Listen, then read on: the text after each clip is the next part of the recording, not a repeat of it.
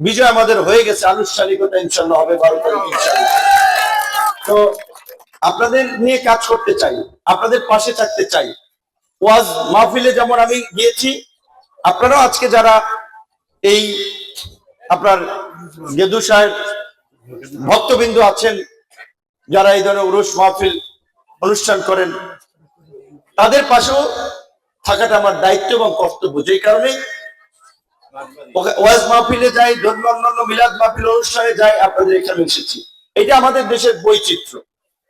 হ্যাঁ, এখানে আউল বাউল অনেক ধরনের বিভিন্ন সংঘ সংগঠন আছে।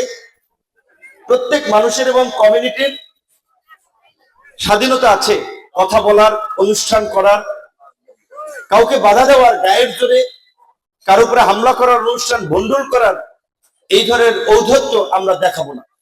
এতে সমাজে বিশৃঙ্খলা বাড়বে, নৈরাজ্য হবে।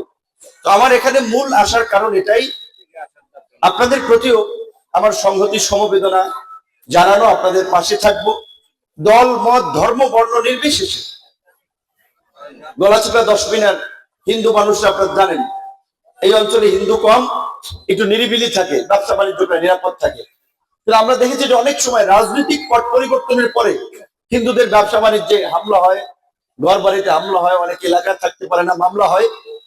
5ই আগস্টের পরে গলাচিপার ব্যবসায়ী বেশি হিন্দু, তাদেরকে দেখা সাক্ষাৎ করে বলেছিলাম যে ধর্মীয় পরিচয়ের কারণে কিংবা কোনো হিন্দু সম্প্রদায়ের লোক আক্রান্ত হলে আমাকে জানাবেন।